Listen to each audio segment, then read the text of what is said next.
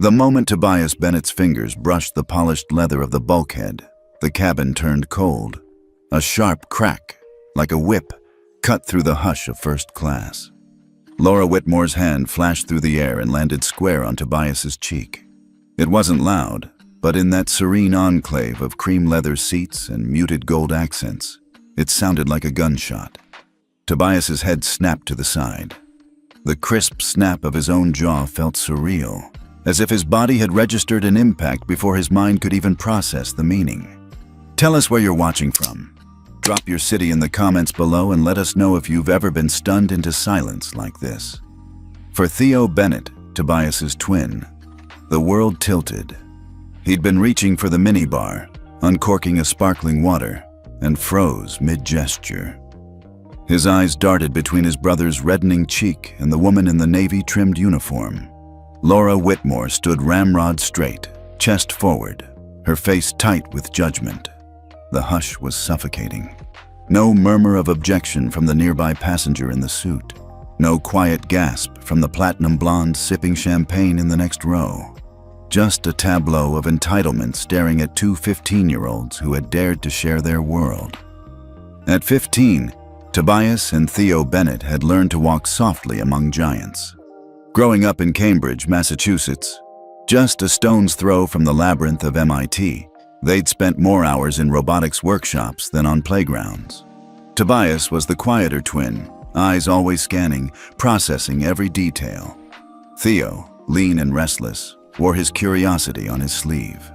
Always asking the next question, always pushing boundaries. Their latest triumph, winning the statewide AI for Good Innovation Challenge, had earned them a rare luxury ticket.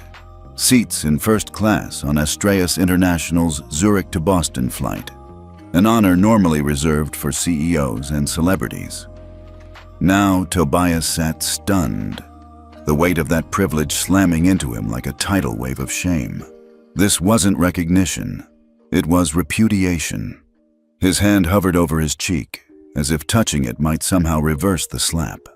Theo planted both feet on the plush carpet, fists clenched at his sides, but his lips quivered with the force of everything he wanted to say, and couldn't.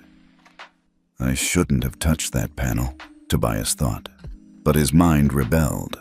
Why did a simple gesture of curiosity become an act of trespass? The cabin lights glinted off the polished, burled wood trim of their private suite. And for a moment, Tobias remembered the invitation letter from the Global Youth Ethics and AI Forum, waiting in his locker back home.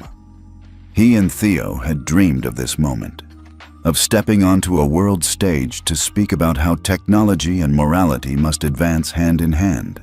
Instead, they'd found themselves in a gilded cage of prejudice. The hush deepened. Every passenger held their breath, watching. The gentle hum of the Rolls-Royce engines beyond the porthole was the only other sound. Tobias's throat burned. His vision narrowed to the uniformed figure before him. "You," Laura hissed, voice low but sharp, "don't belong here." A bead of sweat traced down Tobias's neck.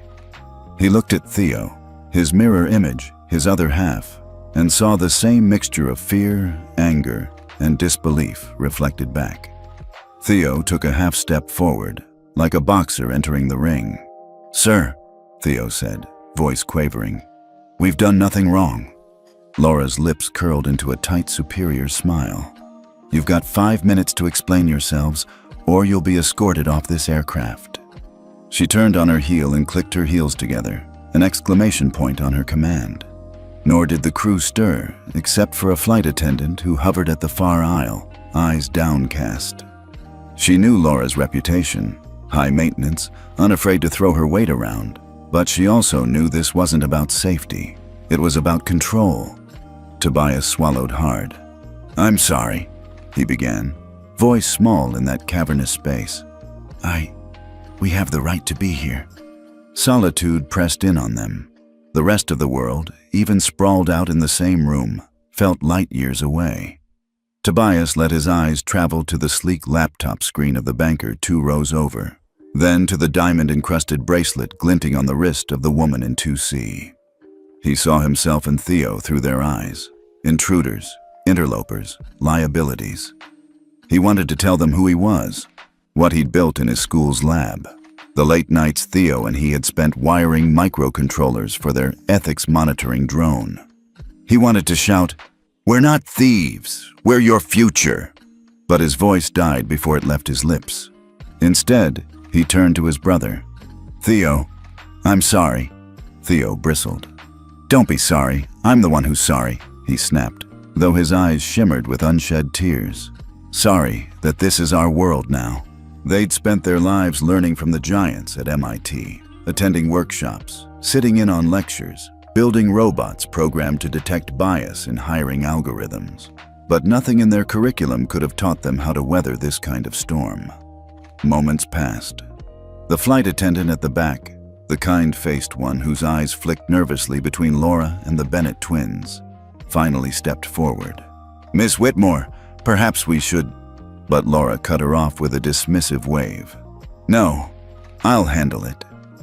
Tobias felt the urge to scream, to cry out for help, but his voice lodged itself in his throat.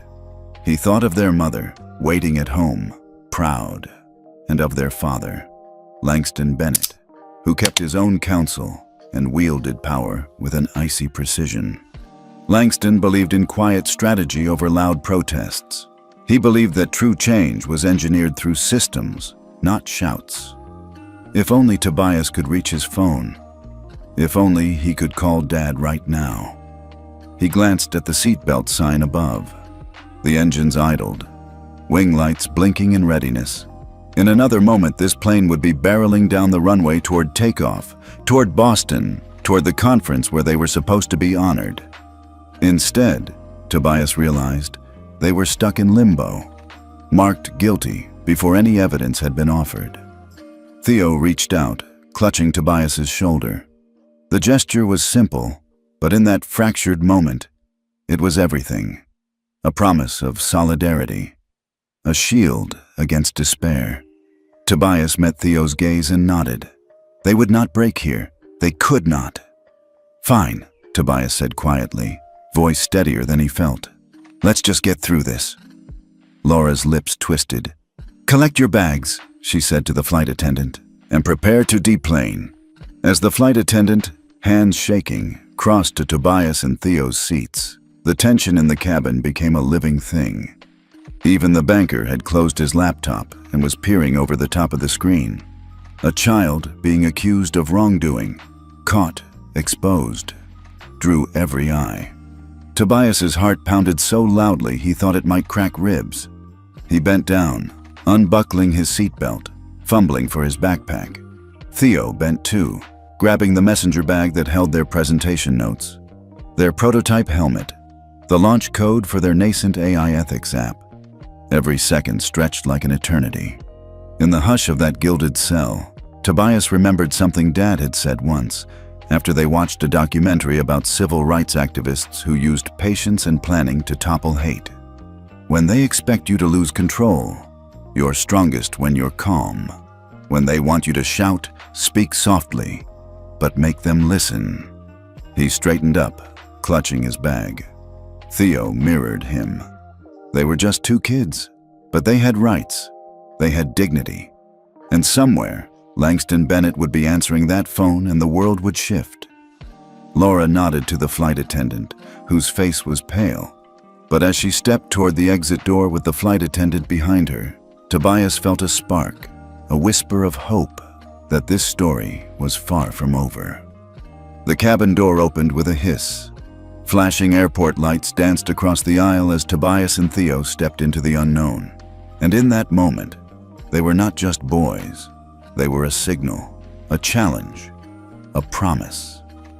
The soft spring sunlight filtered through the tall windows of the Bennett family home, casting long rectangles of warmth across the hardwood floor. Tobias Bennett sat at the kitchen island, buttoning the cuffs of his white Oxford-style shirt, the faintest tremor betraying the excitement in his hands. Across from him, his twin brother Theo balanced a mechanical pencil between his fingers, tracing the logo on the invitation envelope once more, as if it were a priceless artifact. "Can you believe this?" Theo murmured, eyes bright. We're actually going to Boston. First class, no less. To talk about ethics and AI. Tobias offered a small smile, echoing the energy in his brother's voice. I know, it feels surreal. He paused, threading his hair back behind his ear. 15 years old, and already keynote speakers at a national forum. Their mother, Dr. Aisha Bennett, a soft-spoken neuroscientist who specialized in human-machine interaction, emerged from the breakfast nook carrying a tray stacked with fruit parfaits and whole-grain toast. She placed it gently in front of them. You two look sharp, she said, brushing a stray curl off Tobias's forehead. Breakfast of champions. You've earned it. The twins exchanged a quick glance. Their mother's pride was a familiar comfort. Her belief in their potential had carried them through countless late-night coding sessions and impromptu presentations at their local high school. Beneath that confidence, though, lay a mother's worry, one they sensed but rarely acknowledged out loud. Theo cleared his throat. Mom, thanks for arranging the ride to Logan, and for everything, the lab prep, the letters, the pep talk. He lifted his glass of orange juice and a mock toast. You're the best co-pilot ever. Dr. Bennett smiled, setting down a hand-sewn tote bag embroidered with a small robot icon. Just don't forget your IDs and your security clearance letters from MIT Robotics Lab. She tapped the leather folder she'd placed beside their plates. They'll want to see those at the VIP desk. Tobias picked up the folder, running his thumb over the embossed seal of MIT. Inside lay the handwritten note from Professor Chen, their mentor, vouching for their integrity and stockpiling of research data on AI bias detection. It was an extraordinary honor, one that narrated their journey from making simple line-following bots in the school basement to pioneering a prototype that could audit facial recognition algorithms for fairness. He closed his eyes for a moment, picturing the evening they'd tested their drone in the school parking lot, its soft whirring blades skimming over the pavement as it flagged every pattern that looked remotely like discrimination. The moment the drone's LED lights blinked green, signaling zero bias detected, was the moment the Massachusetts AI for Good Committee had called them winners.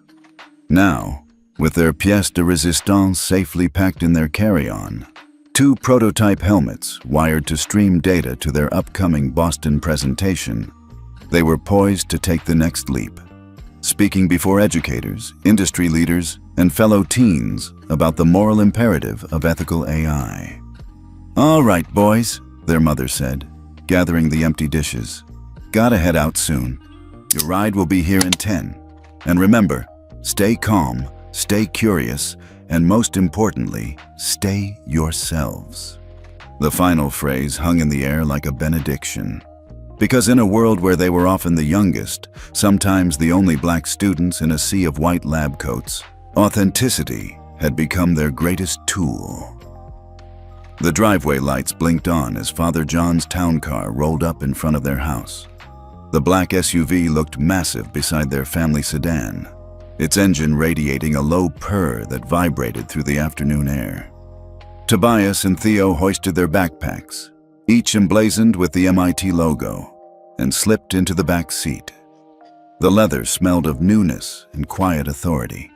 Boston Logan, please, Tobias said, offering the driver a polite nod. He caught Theo's eye in the rearview mirror. They both seemed to deflate a little now that the reality of departure was settling in. Theo gripped his messenger bag. Can you believe we'll be in a security lounge in an hour? He whispered. And then, first class.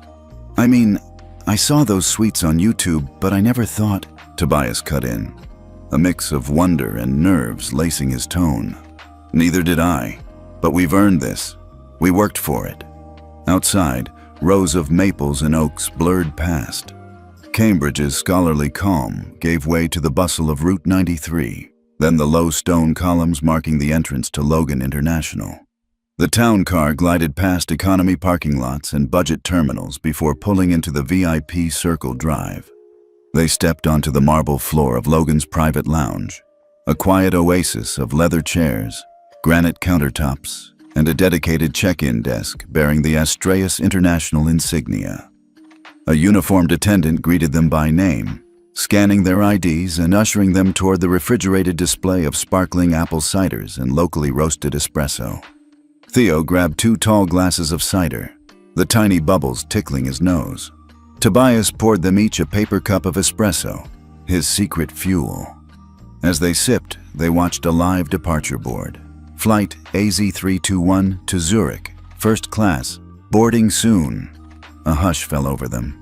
This was the moment, minutes away from stepping into that gleaming fuselage, that elite world they'd only glimpsed from the sidelines. They let themselves breathe it in, the outbound flight pattern humming overhead, the gentle murmur of well-heeled travelers, the rich scent of freshly baked scones wafting from the kitchen. Their mother appeared beside them, phone in hand.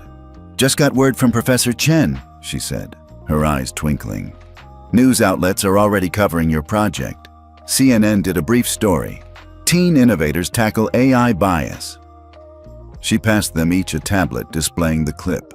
Tobias and Theo, beaming, standing next to their drone prototype, explaining how it could scan hiring software for discriminatory patterns. Theo let out a low whistle. "Wow, we're on TV." Tobias touched the screen, watching himself explain the importance of transparency in algorithmic design. "We have to be ready," he said softly. "Not just to talk about the tech, but to answer questions about real-world impact, jobs, fairness, even ethics of enforcement." Their mother nodded. "And remember, speaking softly can be as powerful as raising your voice. Those viewers are listening for your heart, not volume." She leaned in and kissed each of their cheeks. "Go show them what you've built and who you are." A buzzer sounded. "Flight AZ321 to Zurich now boarding first class."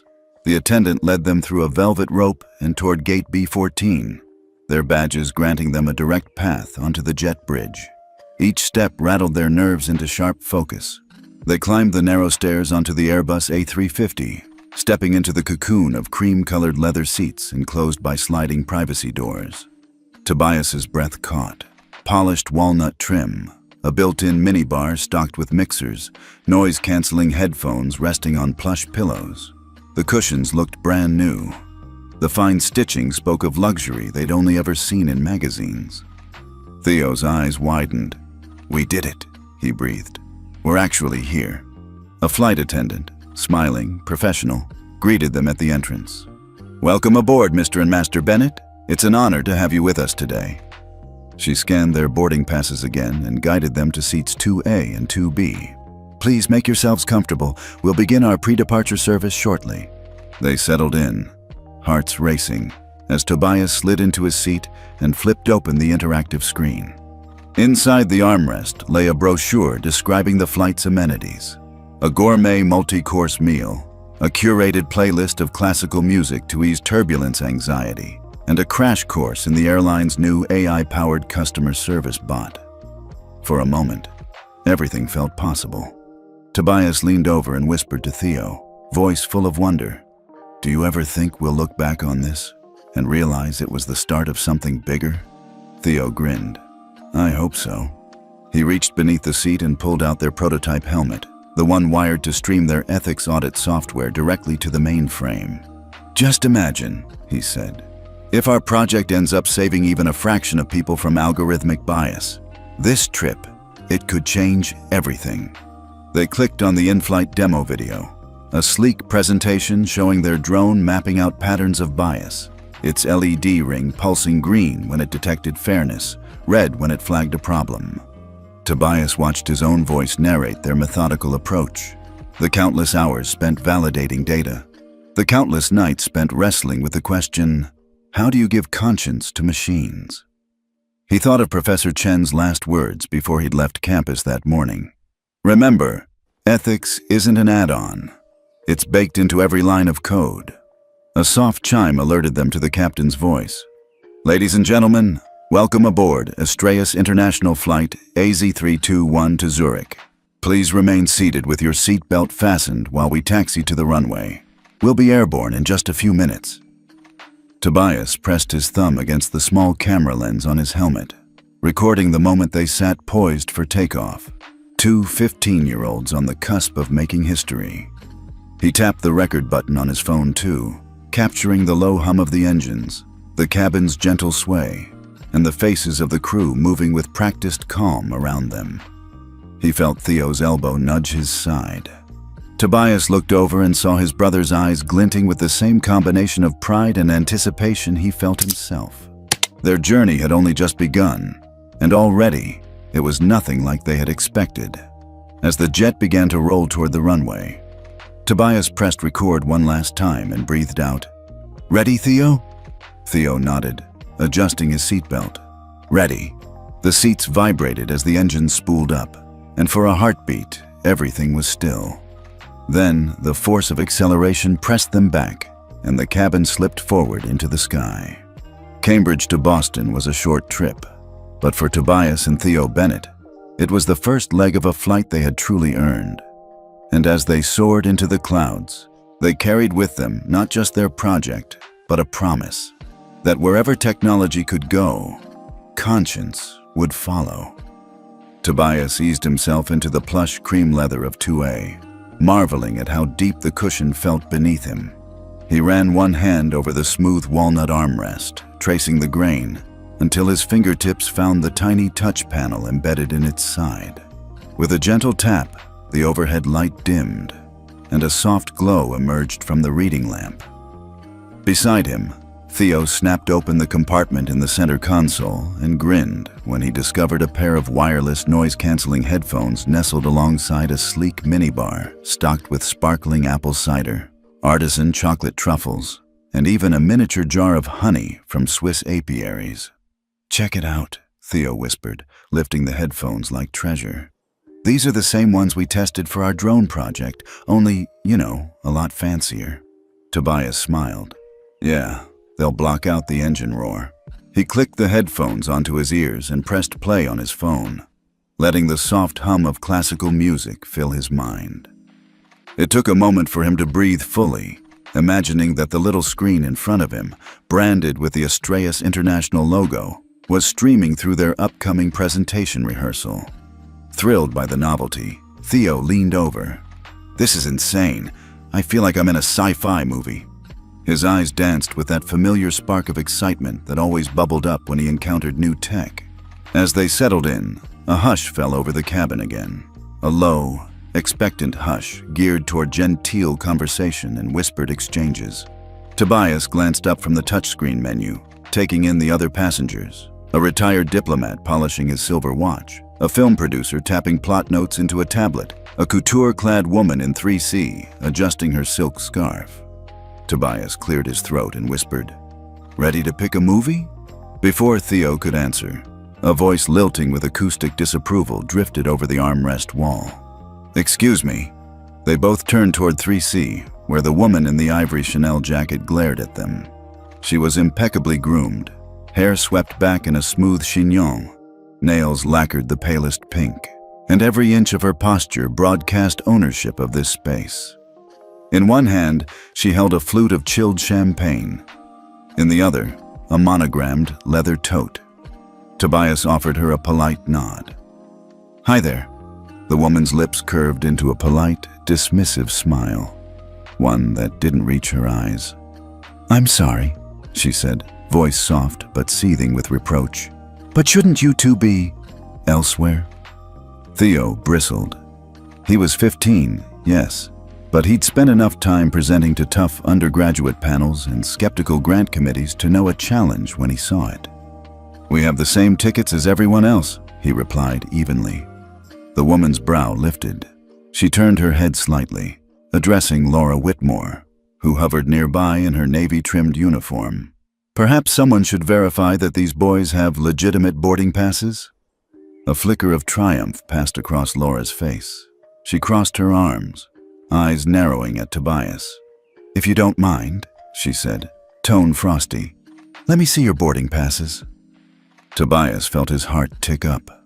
He unclipped the lanyard around his neck and held out his card, an embossed platinum pass with his name and photo. Theo produced his identical twin card. Laura inspected them, lips pursed. "These are valid," she acknowledged, handing them back. but I'll be keeping an eye on you." With that, she turned on her heel and moved down the aisle, her heels clicking with an almost triumphant echo as she passed the other first-class suites. Tobias set his card back in his breast pocket and exhaled. "Wow," he muttered. "That was ungodly," Theo finished for him. He leaned back and studied the cabin's mood.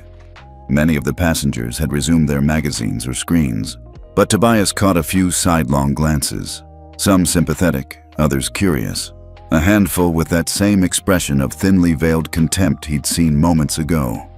He closed his eyes, letting the classical music in his ears anchor him. "Ignore it," he said quietly. "They don't matter." Theo frowned, but nodded. "You're right. Let's—" A sudden jolt drew both of them to the window. The Airbus's wheels had begun to roll, taxiing toward the runway. The engines spooled up in a reassuring rumble. The cabin lights dimmed further, and the captain's voice crackled over the intercom, polite and gentle. "Ladies and gentlemen, welcome aboard Flight AZ321 to Zurich. We'll be taking off shortly. Please ensure your seat belts are fastened." Tobias clicked his belt into place, eyes drifting back to the woman in 3C. She swirled her champagne glass and gazed out the window, shoulders squared as though this entire incident had never happened. He swallowed and turned to Theo. "Hey," he whispered. "Let's focus on the presentation notes I sent to your tablet. Remember what Professor Chen said. Keep it tight, keep it hopeful, keep it real." Theo nodded, blinking back tension. He tapped on his personal tablet, pulling up the slides they'd rehearsed. Slide 1, the problem of unchecked algorithmic bias. Slide 2, their drone's technical specs. Slide 3, the early results. Tobias leaned forward, and together they rehearsed the first few lines in soft whispers so no one else could overhear. Tobias, softly. "Good afternoon, everyone. We're honored to be here as the youngest speakers at this forum." Theo, quietly. "And we believe that as AI grows, so must our responsibility to ensure fairness." They repeated it twice, nodding to each other. Theo's voice was steadier on the second take. Tobias felt his own resolve harden. Then, as if on cue, Laura reappeared at their side, arms folded. "Your in-flight entertainment starts now," she said, voice clipped. "The cabin doors are closed. If there's nothing else—" He lifted his hand. "Actually, would it be possible to see a demonstration of the seat's recline function? It's my first time on this model." Laura's eyes narrowed. For a moment, Tobias feared she would refuse, but she drew a slow breath. "Fine. Under that tray table is a manual. You can read it." "Thank you," Tobias said, voice calm. He didn't mention that he'd already watched a dozen unboxing videos the night before. He leaned down, flipped up the tray table, and consulted the tiny diagram. With a click and a soft hiss, the seat back shifted into a full lie-flat position. He tested it gingerly, then returned to the upright setting. Theo laughed softly, like a sigh of relief. "Okay, that was worth it." Tobias straightened. "Yeah, and look." He pressed a button on the console and watched as the minibar's door slid open, revealing more treats. Artisanal nuts, gourmet cheeses, even a tiny bottle of Vermont maple syrup.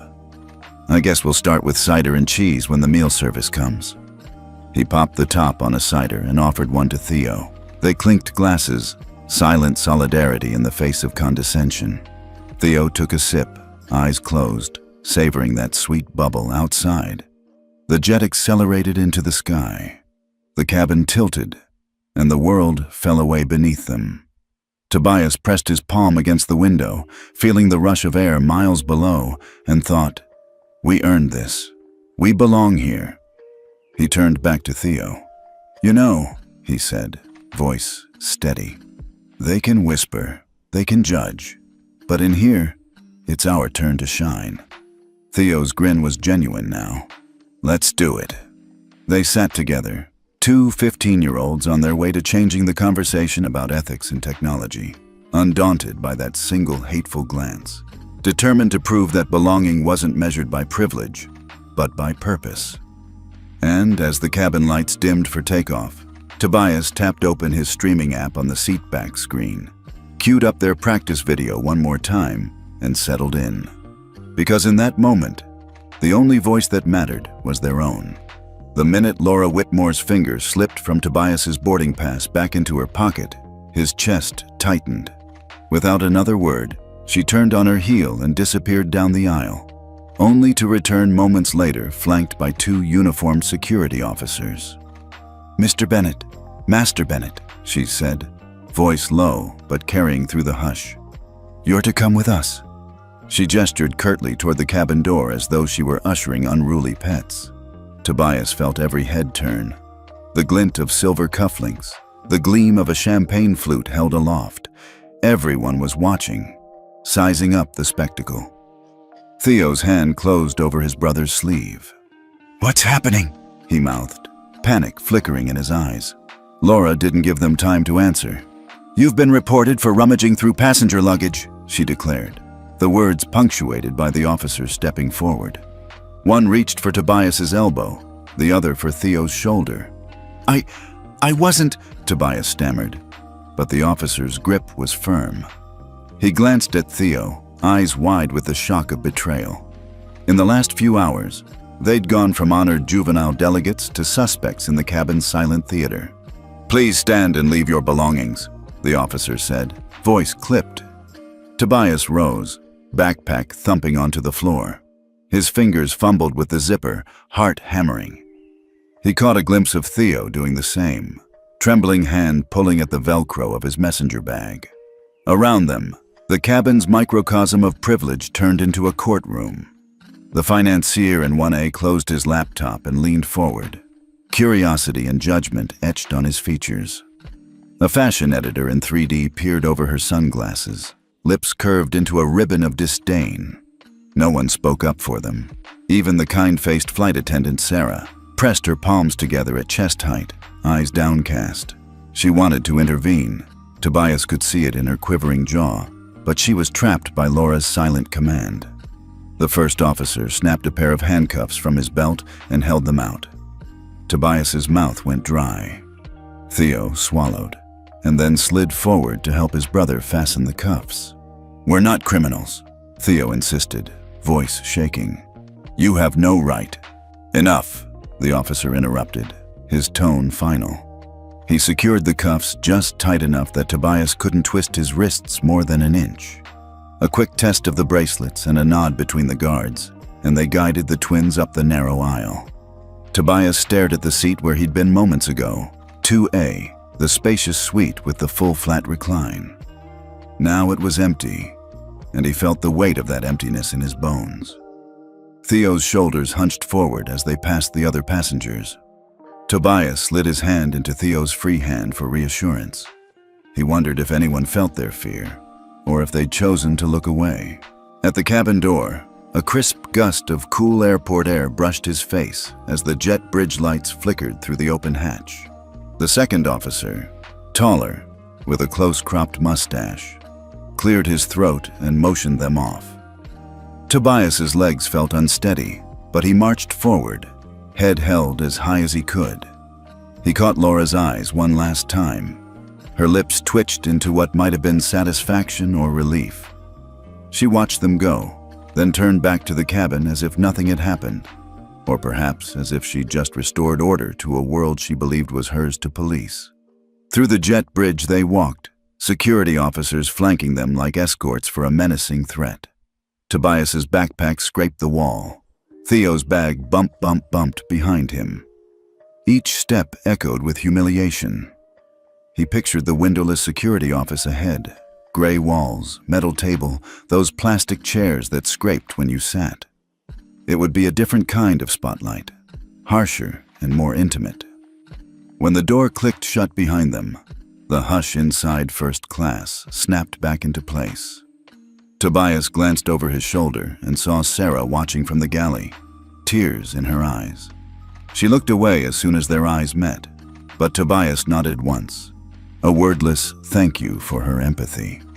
Outside, 2 airport agents in dark blue stood ready at the end of the bridge.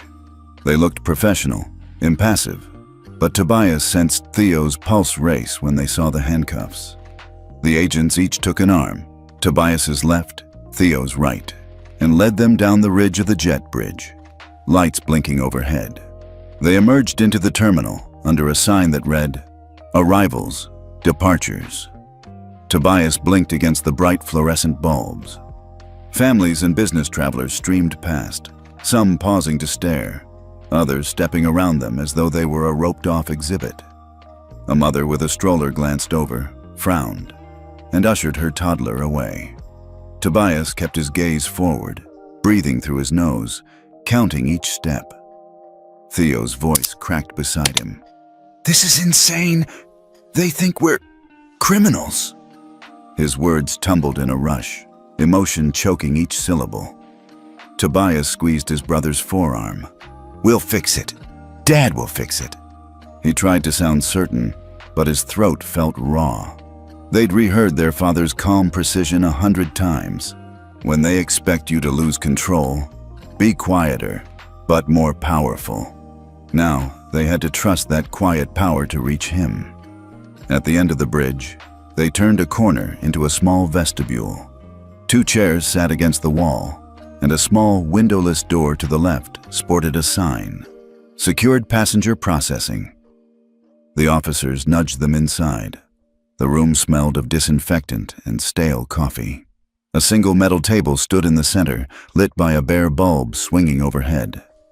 Tobias and Theo sat side by side, their hands still cuffed.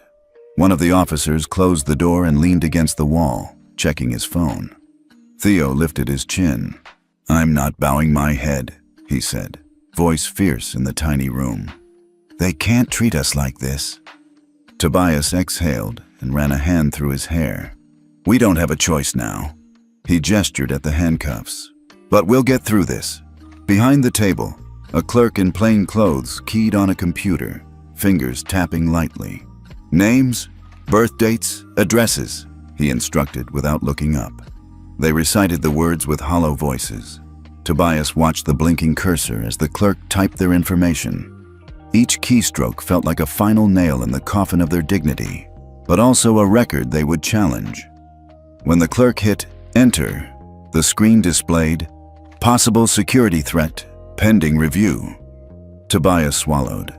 Theo shot him a look, anger and fear colliding in his eyes. Tobias closed them, sealed his resolve. In the next room, just beyond this gray door, their father would be waiting. In his own kind of cockpit, powered by data and influence, ready to reroute the course of their flight. They heard the beep of a phone on the clerk's desk. He glanced at it, then pressed the intercom. Tobias braced himself. "Purser Michael to the cockpit," the clerk's voice echoed. The overhead speaker crackled. In the distant cabin, Tobias knew Laura would be breathing easier now that the threat was contained. But beyond that, in the bowels of Zurich Airport, 2 15-year-olds sat cuffed to a metal chair, waiting for a rescue of system and strategy, not shouts or protests. Theo leaned in. "You think he'll help?" Tobias's voice was low, unshakable. "He will." And with that final promise in the stale, silent room, they braced for the next phase of their journey, knowing that their greatest trial was only just beginning. The security office was smaller than Tobias expected. No windows, gray cinder block walls. A single overhead fluorescent light that hummed like an interrogation drone. He and Theo sat on plastic chairs bolted to the floor, wrists still cuffed to a metal table between them. The click and whirl of an air vent overhead was the only soundtrack besides the distant murmur of the terminal beyond the steel door. A guard in a navy blazer and crisp tie leaned forward, elbows on the table, eyes flicking between the twins. He cleared his throat. "All right, kids," he began, voice flat. "We need to know how 2 15-year-olds end up in first class without, how do I put this, special credentials. So tell me, how did you get those tickets?" Tobias swallowed. The question felt somehow both absurd and accusatory. He looked at Theo, pale, hunched over, shoulders shaking as though he might collapse under the weight of embarrassment. Tobias drew a breath. "Sir, he said, voice low but steady. Our father bought the tickets. He works with the airline's partners. He's an investor in their ethics fund. They gave us first-class seats for speaking at a youth AI ethics conference in Boston. The guard's expression didn't soften. Instead, he tapped a pen against the tabletop. Investor, huh? That doesn't explain why you're here now. He glanced at the monitor behind him, which displayed a security camera feed of the cabin. 2 boys in seats 2A and 2B, smiling before the moment everything went wrong. According to their report, you were seen fiddling with passenger luggage. That's theft territory, wouldn't you say? Theo's lip quivered, a single tear tracking down his cheek. He leaned forward, voice cracking. We didn't touch anyone's bag. I wasn't even near their stuff. He swallowed and shook his head. I was just sitting. The guard sighed and rubbed his temple. Look, I don't want to be here all day parsing truth from kids' stories. But first class isn't a playground. It's a privilege. So, I gotta ask, what were you doing up there? Tobias pressed his palms flat against the table, fighting the tremor in his fingers. We were invited. We had our passes.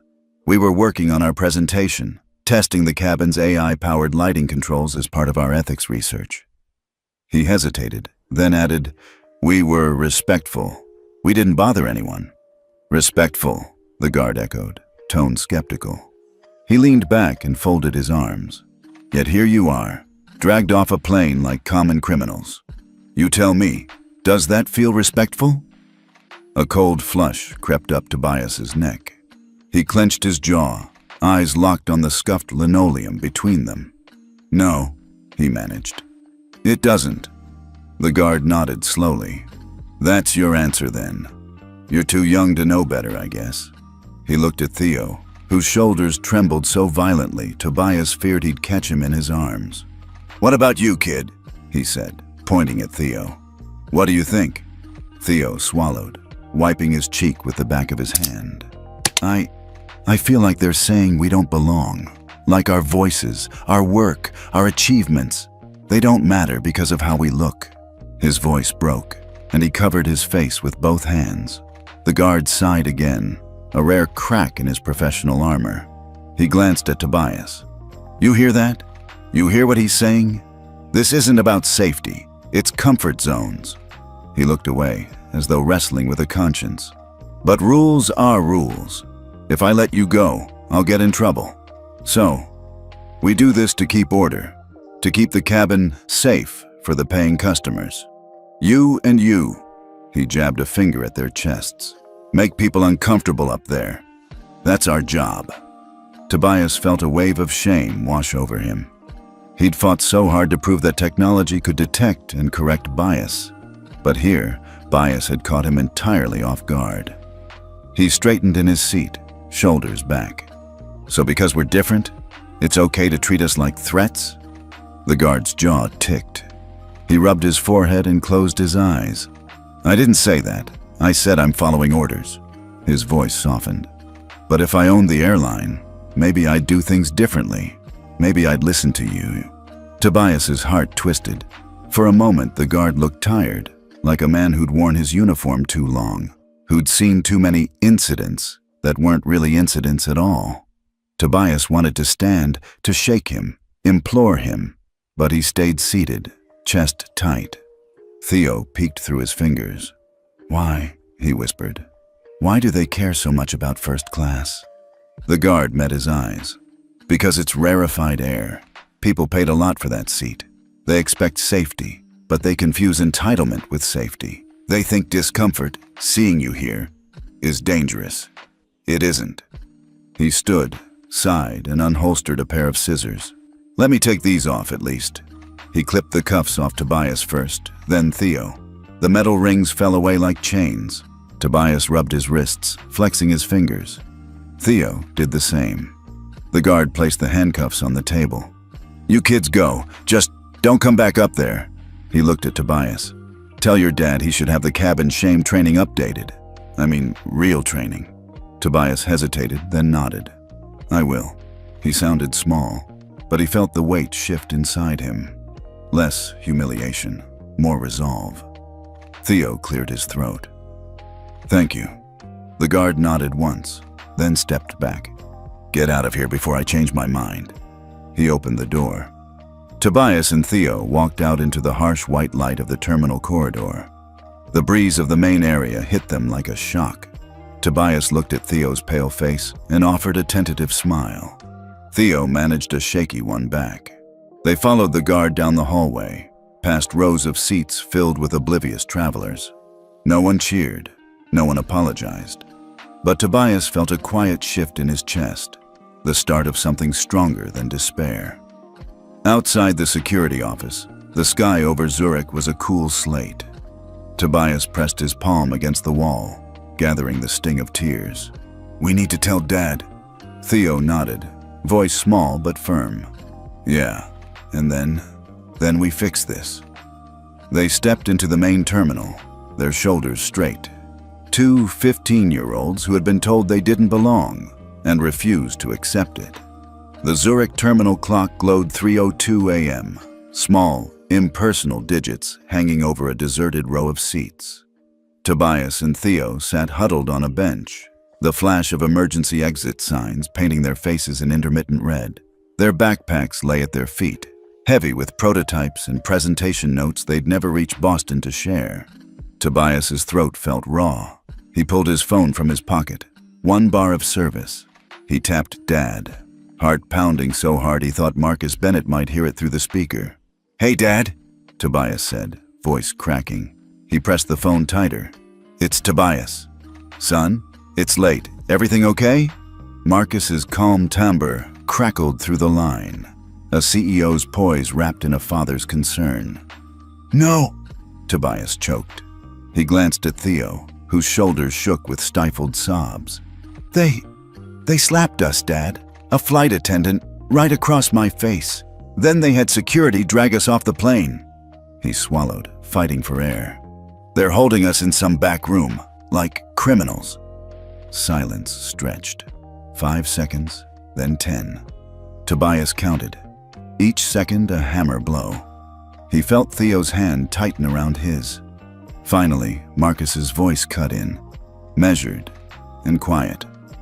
"Where is the crew?" Tobias blinked. "The crew?" "Yes," Marcus repeated, each word deliberate. "The flight crew, the purser, the attendant. I need their names and positions." Tobias frowned. "Dad, it's not about them. They made a false accusation." "Answer the question." Marcus's tone steeled. "Now." Theo looked at Tobias, bewildered. Tobias exhaled and spoke clearly.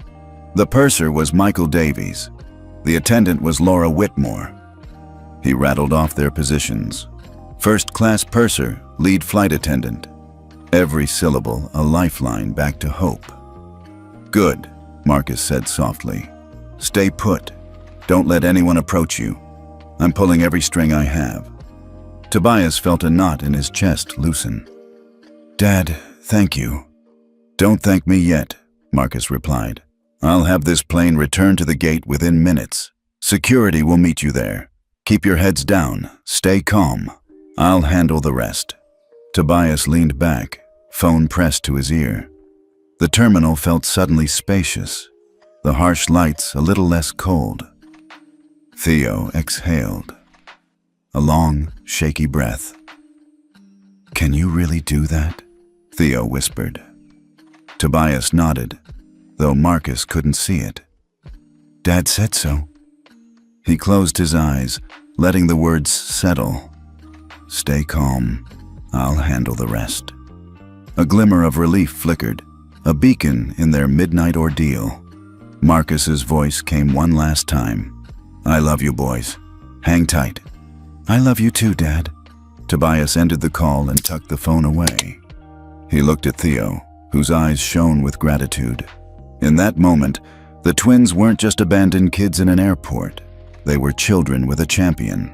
The distant rumble of airport equipment shifted, and somewhere, a gate agent's voice crackled over the PA. Flight AZ-321 returning to gate B-14. Tobias stood, drawing Theo up with him. Theo brushed his tears away and squared his shoulders. Tobias offered his brother a small, determined smile. They might have lost their seats 5 minutes ago, but now they had the promise of their father's return. And that was worth fighting for.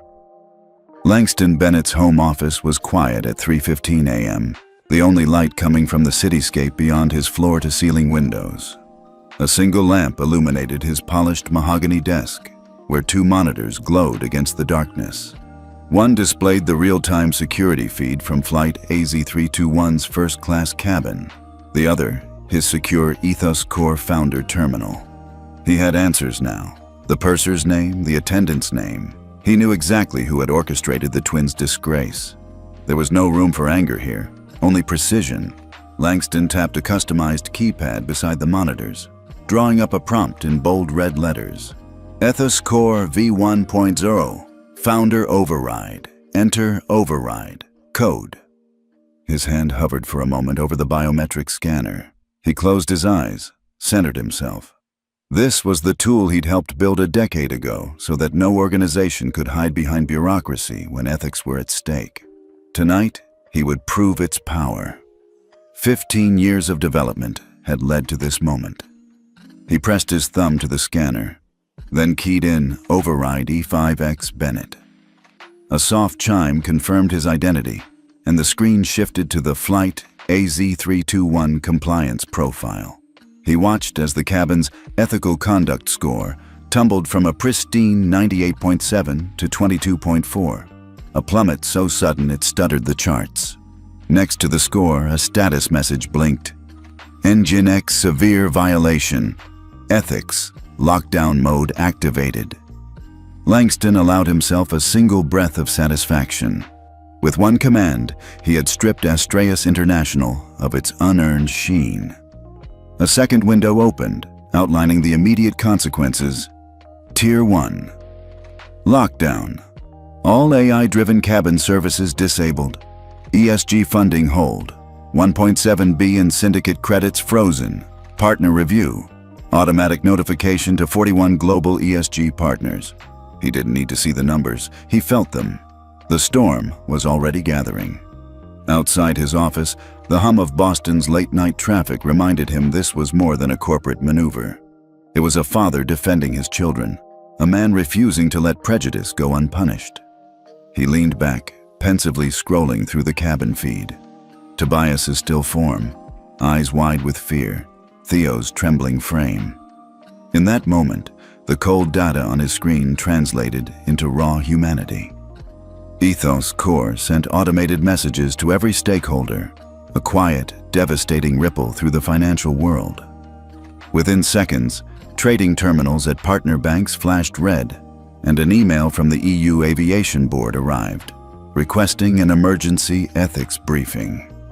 Langston minimized the video feed and allowed himself a moment to steel his resolve. He typed a short memo to his executive assistant, Chloe. Activate crisis response team. Prepare press statement.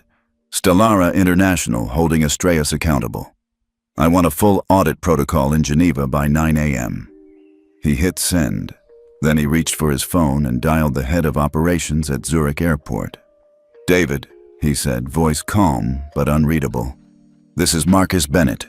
You have 9 minutes to return Flight AZ-321 to the gate, ground the crew, and secure the cabin.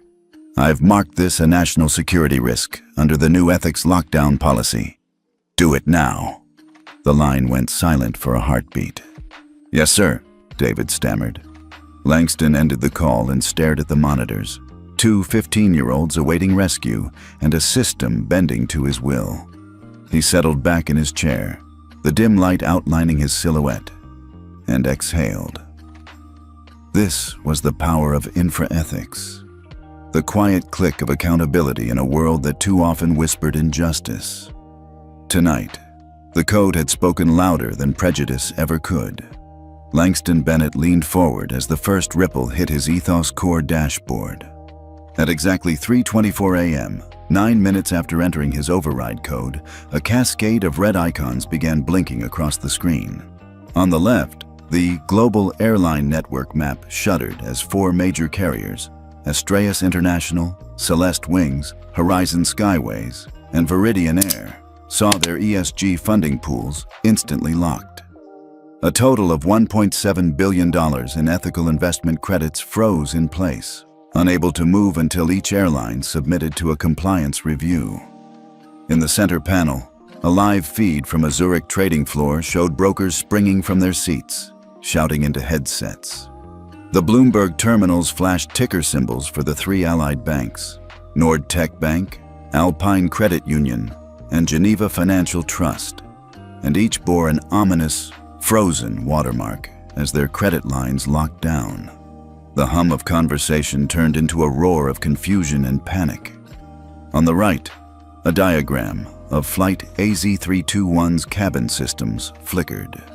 The AI-driven lighting, turbulence predicting software, and automated in-flight service bots all switched to service suspended mode. A status message blinked, ethics lockdown mode, cabin AI offline. Langston closed his eyes for a moment, picturing Tobias and Theo. Far below, the twins waited in a sterile airport room, cuffed to a metal table. He pictured the anxiety in their eyes, the longing for rescue, for vindication. With one silent command, he had altered the course of their ordeal. Back on board, Purser Michael Davies stood in the galley, staring at his tablet in disbelief. The intercom crackled overhead. "Attention cabin crew, all non-essential systems are to remain offline until further notice. We are returning to gate B14. Michael's mind raced. He had executed a false security report on 2 15-year-olds, Tobias and Theo Bennett, and now, in mere minutes, his airline's finances had imploded. Champagne glasses rattled in cart aisles as attendants struggled to keep calm. Sarah, the junior flight attendant who had borne witness to Tobias and Theo's humiliation, blinked back tears. She knew the purge hadn't just been financial. It was a signal that Astraeus International's ethics score had plunged into crisis. She caught Michael's eye and gave him a small, sorrowful shake of the head. In first class, the banker 2 rows over closed his laptop and placed a hand on his forehead. $1.7 billion, he muttered to his wife. Just like that? She sipped her bitter espresso, gaze flicking to the empty seats of 2A and 2B. "They're innocent," she whispered. But no one stood up. In a sleek tower halfway across the world, executives at Celeste Wings huddled around a conference table. Their CEO, Elena Martinez, stared at the live Ethos Core report on a wall screen. Red bars climbed toward the top. A glitching meter marked severe violation. "We need an immediate ethics brief," Martinez snapped. "Put Crisis Council on standby. Inform the board, notify the regulators, and someone get me Langston Bennett." Her voice trembled with urgency. The ripple effect was global. Within 9 minutes, every ESG investor was demanding explanations. Every partner was pulling back collateral, and credit committees had issued automatic holds. For these airlines, the runway to financial recovery was suddenly closed. Back in Zurich, Flight AZ321 coasted down the taxiway in reverse, wingtip lights winking an apology to the runway. The cabin door reopened with a hiss, and the mustached security officer stood at the threshold, shielded by the jet bridge. Tobias and Theo emerged into the corridor, blinking against the bright fluorescent lamps. The mustached officer nodded curtly and lifted the cuffs, freeing their wrists. Behind them, the plane's AI system sat dark. No mood lighting, no digital menus, no autonomous drink delivery. The hush was more profound than the cabin's earlier silence, an echo of accountability. Theo looked back over his shoulder at Michael Davies peering through the small cabin window. The purser's face was ashen. Michael mouthed an apology, or perhaps a plea. Tobias couldn't tell which. Tobias squeezed his brother's shoulder. "Ready?" he asked. Theo inhaled deep, firming his spine. "Let's go." They walked side by side down the bridge. their backpacks heavy but their hearts lighter. The same terminal corridor that had seemed so hostile hours ago now felt like a passage to justice. In Boston, at the Global Youth Ethics and AI Forum, attendees refreshed their phones, stunned by social media alerts. A trending headline blared, "Teenage brothers slapped. Airlines 1.7B ESG credit freezes in minutes." Panels paused as news anchors dissected the ramifications. Professor Chen tapped his tablet in disbelief. "They're changing the rules," he said to the head of the conference. Langston Bennett just rewrote the playbook for ethical accountability. Back on the tarmac, Langston waited at the gate entrance, arms crossed. As the bridge retracted, he saw his sons emerge, dusty, shaken, but unbroken. He pushed through the small crowd of airport staff, his tailored suit a contrast to their rumpled backpacks. When Tobias and Theo spotted him, their faces split into relieved, unguarded smiles. Langston swept them both into a swift embrace. No words were needed. His quiet strength spoke volumes. Behind them, the Airbus A350 sat silent, its cabin dark, its systems offline, its corporate hubris laid bare. In 9 minutes, the world had seen what happens when prejudice meets resolve. And at the heart of it all were two 15-year-olds who refused to disappear, and a father who refused to let them. Langston Bennett stood in front of his home's glass facade, phone in hand, as his finger hovered over the live broadcast icon in the Ethos Core app. At exactly 4:03 a.m., he tapped Go Live, sending an encrypted stream to all 41 partner organizations and their invited stakeholders. Within seconds, the feed crackled to life, displaying crisp footage of the twins' first-class cabin, Tobias's stunned face, Theo's trembling form as they were ripped from their seats. Overlaid were real-time annotations from Ethos Core's AI. Confirmed, no prohibited item detected. Bias score, 0.02, minimal. Unjustified security actions, 100% confidence. Viewers watched in growing horror. The live stream was silent, except for the low hum of the cabin's ventilation system and the faint shuffle of feet. Langston narrated quietly, almost clinically. "This is flight AZ321, Zurich to Boston. 2 passengers, ages 15, were subject to a forced removal based on no evidence. AI logs confirm 0 security anomalies. I am Langston Bennett of Verdant Trust ESG Fund. You are witnessing a severe violation of passenger rights and ethical conduct. We demand transparency." On the other side of the Atlantic, ESG committee chairs in London and Paris paused their morning coffee. In New York, impact investors slammed their laptops shut, eyes flashing with anger. Within 10 minutes, over 50 global organizations, from the European Investment Council to the Pan-Asia Ethics Coalition, had issued formal statements demanding access to 7 years of passenger treatment equity data. The live annotations continued. Crew behavior analysis, prejudice detected, high confidence, passenger dignity metric, 12%, unacceptable. As the stream ticked past 15 minutes, Langston cut to a split screen. On the left, the AI annotated cabin footage. On the right, real-time tweets flooding in under #ethics lockdown, #justice for twins, and #passenger equity. In Geneva, the boardroom of the Global Aviation Ethics Alliance erupted into emergency session. Chairs pounded the table. "We need full public disclosure of all Ethos Core cabin monitor logs," demanded Dr. Elise Thompson, chair of the coalition. "This is not just about one flight, it's about systemic reform." Langston ended the stream at 4:28 a.m., confident the data had spoken louder than any press release. He leaned back, watching the initial flurry of public and private responses. Letters to Astrias International's board, calls for independent audits, and legal inquiries filed by civil rights advocates. Meanwhile, Tobias and Theo sat in the VIP lounge at Zurich's Terminal 8, phones in hand. Theo read aloud a statement from the European Securities Commission.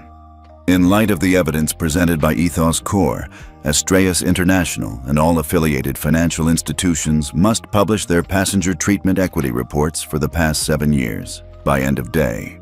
Failure to comply will trigger automatic sanctions under global ESG regulations. Tobias exhaled, a mixture of relief and resolve washing over him. They listened, he said softly. Theo nodded, voice still shaky. They can't unsee it. Back at Astria's headquarters, an emergency ethics hearing convened at 8 a.m. local time. Langston joined remotely, his image projected on a giant screen in the boardroom. The airline's CEO, flushed and apologetic, faced a panel of regulators, investors, and civil rights representatives. Regulator: Mr. Bennett, your live stream unequivocally demonstrates a breach of duty and ethics. What remedies do you seek?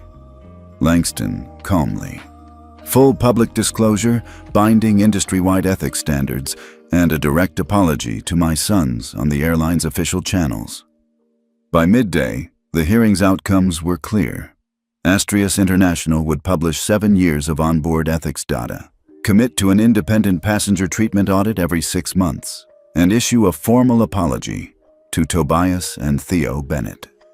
As the hearing adjourned, Langston closed his laptop. The world had witnessed injustice and acknowledged it. For two 15-year-olds and their father, the public reckoning was more than vindication. It was proof that systemic change could begin with a single act of transparency. By mid-morning, the Grand Marble Hall at the FAA's Washington headquarters was buzzing with anticipation. Banners bearing the new Bennett Protocol logo lined the walls. At a long oak table draped in dark blue cloth, 3 leaders prepared to sign history: the FAA Administrator, the EU Aviation Commissioner, and Marcus Bennett, joined remotely by the Ethos Corps Board of Directors. Tobias and Theo Bennett sat front and center, their 15-year-old faces bright with relief and pride. The FAA Administrator cleared her throat. Today, she began, voice firm, we commit to ensuring that every flight operates not only safely, but ethically. She tapped her pen on the document. AI cabin monitoring. Every passenger cabin must be equipped with discrete, real-time sensors that analyze interactions, tone, and movement to flag discriminatory behavior. Ethics scoring system. Airlines will implement a transparent scoring dashboard powered by Ethos Corps' AI that reports each flight's passenger dignity metric to regulators. Crew recertification. 100% of cabin crew and purser staff will complete mandatory equity and respect in aviation training annually. Across the table, the EU Commissioner nodded. This protocol unites our regulatory frameworks, she said. From Brussels to Beijing, from Boston to Bangkok, every airline under our jurisdiction will adopt these standards by Q1 2026. Marcus Bennett leaned forward, calm and collected. I'm honored to lend my name to these measures, he said, dipping his pen. This isn't just policy change, it's cultural change. We're embedding dignity into every takeoff and landing.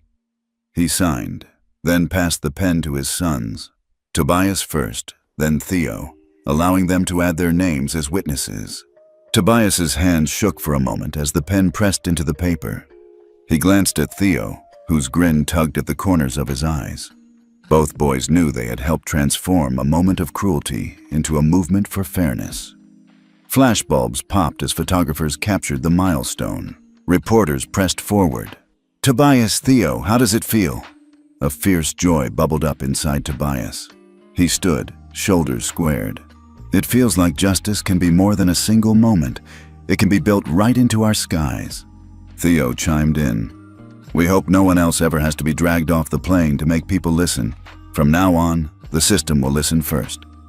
Later, in a quieter corridor, Langston embraced his sons. You two did this, he said softly.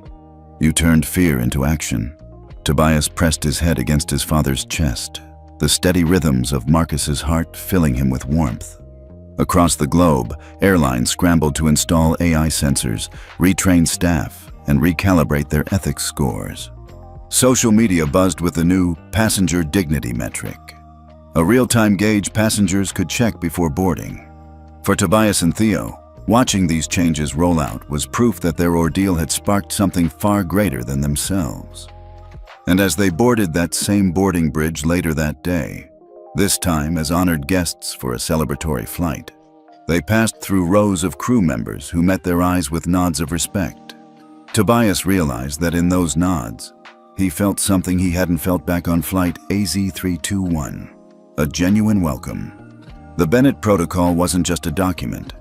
It was a promise that the skies would never again be a place where dignity could be stripped away at 20,000 feet. A week after the Bennett Protocol was signed, Astraeus International's executive boardroom felt like a ghost town.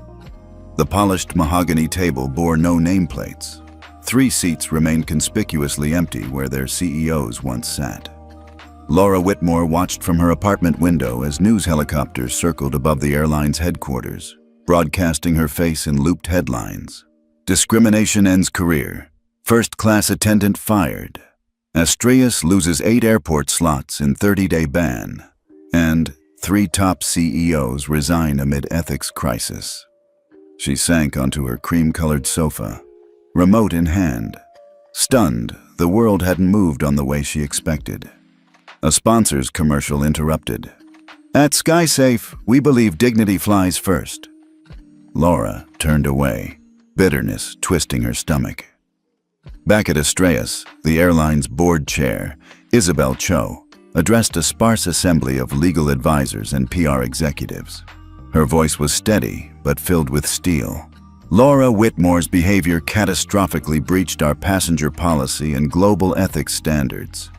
Effective immediately, she's terminated. No appeal. Behind Cho, a wall-mounted screen scrolled AshCloud's real-time compliance dashboard.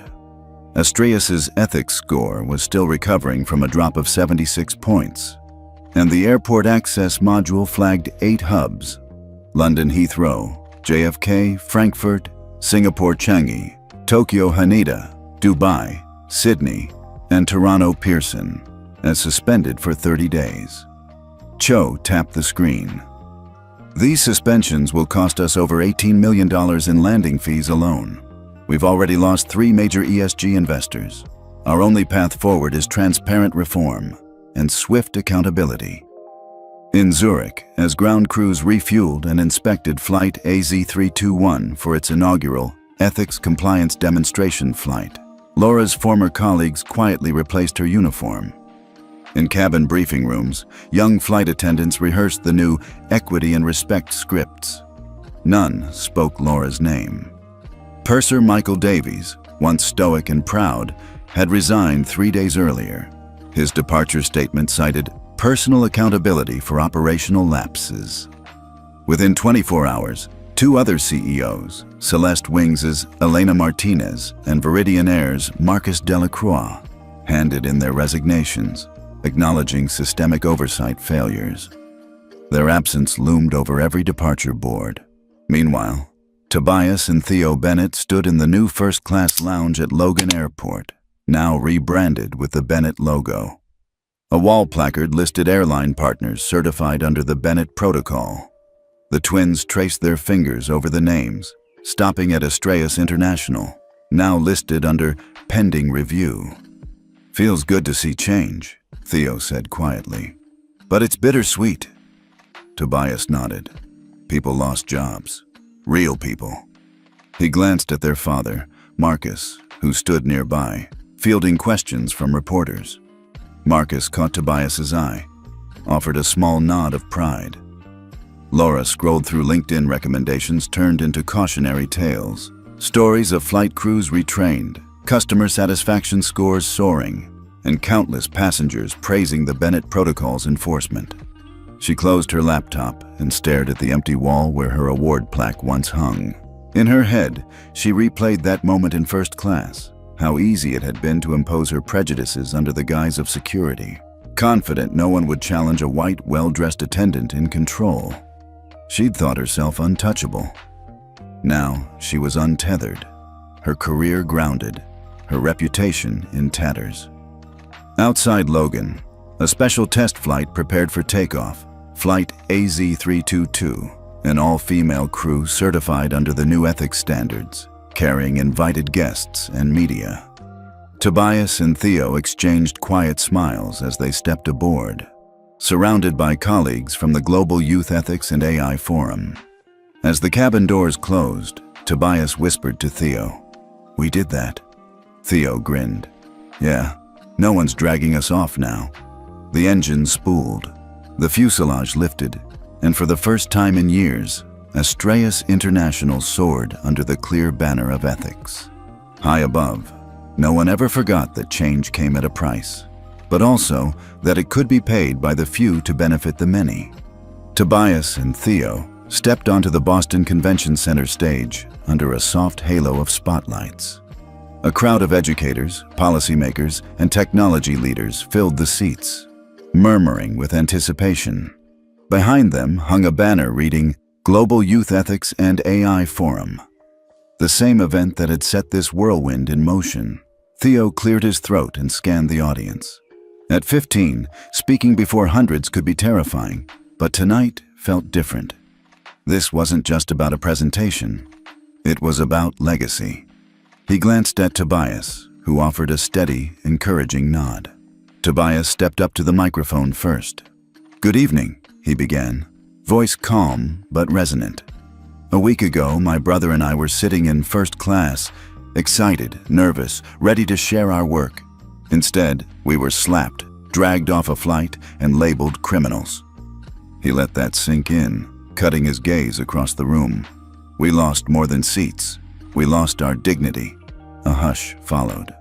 Theo leaned in, continuing, "But our father, Mr. Langston Bennett, taught us that dignity isn't stolen by one act of injustice. It's defended by every voice willing to speak up. So tonight, we announce the Theo and Tobias Equity Fund, a $3 billion initiative dedicated to ensuring that any passenger, of any age or background, can fly without fear." Applause rippled through the hall. Tobias raised his hand briefly, signaling for quiet. "This fund will support legal aid, advocacy training, and technology grants for young innovators studying bias in transport systems. We want every kid who's ever felt out of place to know there's a safety net." Theo smiled, eyes shining. "And it's named for us, not out of vanity, but so no one forgets that change can start with the most unlikely heroes, two 15-year-olds who refused to bow their heads." They stepped back as the forum organizer approached with a ceremonial pen. Together, Tobias and Theo signed a commemorative plaque that would hang at the forum's entrance, a silent reminder to every attendee. Equity belongs at every altitude. In the front row, Sarah, the junior flight attendant from Flight AZ321, wiped away tears. Laura Whitmore's old seat 3C remained empty, a testament to how far things had come. Even Purser Michael Davies, now working with a non-profit on bias training, sat quietly, a small nod of acknowledgement exchanged between him and the twins. Afterward, as the crowd dispersed into networking receptions, Tobias found a moment alone on the empty stage. He looked out at the rows of seats where their ordeal had begun and ended. Theo joined him, and they linked arms. "Do you think they understand?" Theo asked softly. "I think they feel it," Tobias replied. "When systems fail us, people jammed into windowless rooms, they'll remember this moment." Theo smiled. "We changed altitudes. No more ceilings, no more grounded dreams." They stepped down together, ready to meet mentors, reporters, and friends. Their journey, from humiliation at 30,000 feet to rewriting the rules of the sky, had come full circle. And as they walked off stage, shoulder to shoulder, they carried with them a whisper of promise. Injustice may knock us down, but dignity will always lift us higher. If you were in Tobias and Theo's shoes, what would you do first after that public slap? Let us know in the comments.